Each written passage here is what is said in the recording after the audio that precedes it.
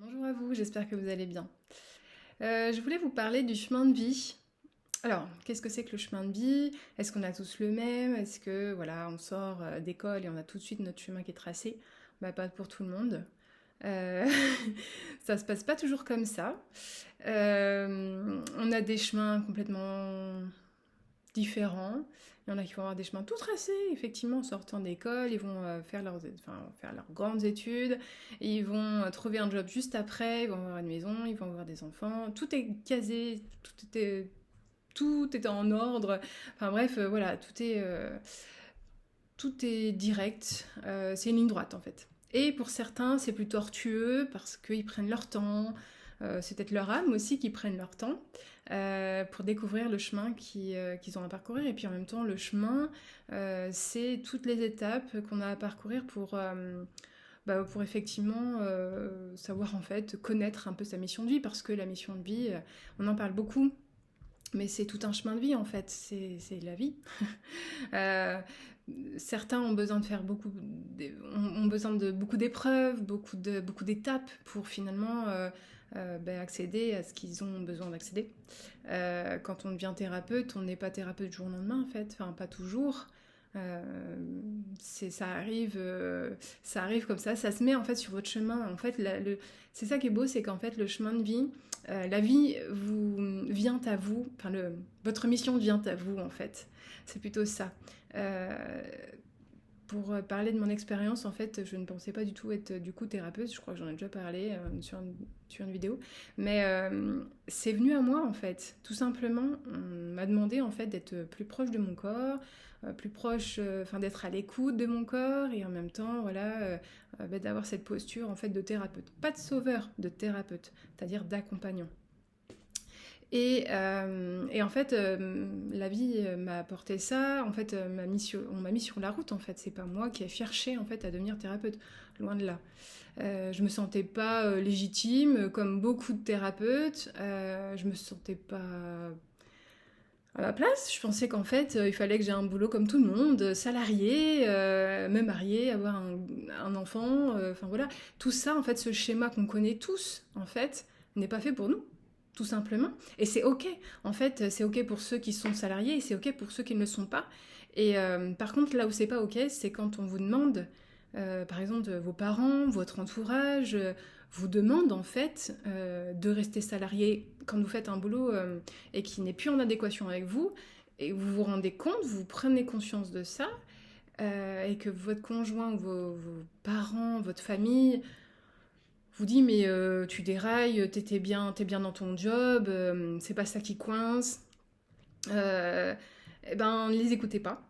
Parce que c'est votre intuition qui est le plus important, c'est ce que vous ressentez, c'est vos émotions, c'est votre ressenti, et ce n'est pas une bonne chose à faire en fait que de se sacrifier sa vie, parce que la vie est courte, tout simplement, et on n'est pas là pour s'embêter.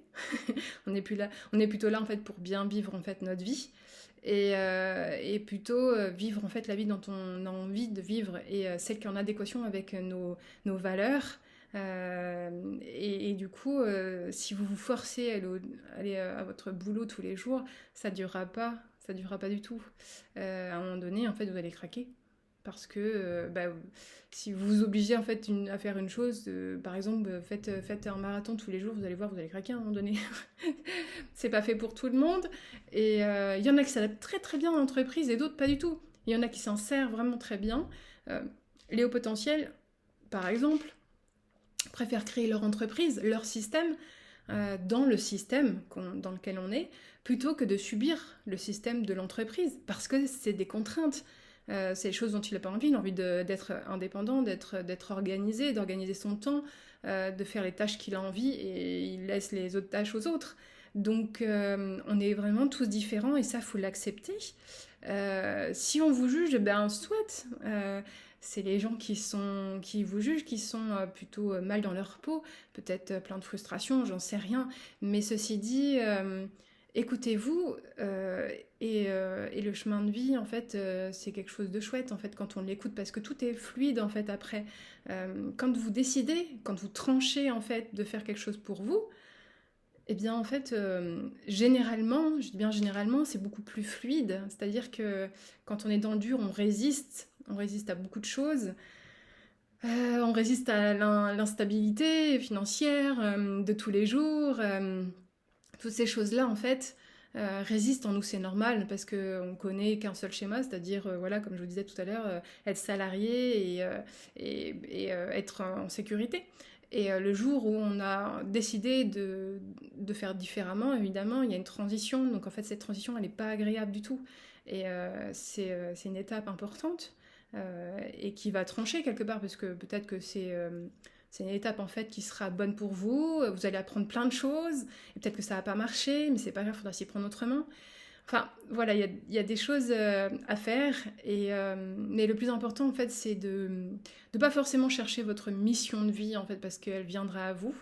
Et en même temps, faites ce pourquoi vous êtes fait. Ne faites pas un boulot parce que vous êtes obligé de le faire, parce que ça ne durera pas. Ou alors, débrouillez-vous pour faire un mi-temps, je sais pas. Mais en attendant, c'est du vécu. Donc, pour en parler, voilà, j'ai déjà fait un boulot qui ne me convenait pas et en fait, ça n'a pas marché. Parce que, voilà, on est fait effectivement pour quelque chose et on développe notre potentiel que quand on est à notre place. Enfin, moi, en tout cas, je pense que notre potentiel est développé à ce moment-là, quand on est vraiment à sa place. Voilà. J'espère que cette vidéo vous a aidé et je vous souhaite plein de bonheur sur votre chemin de vie. À bientôt.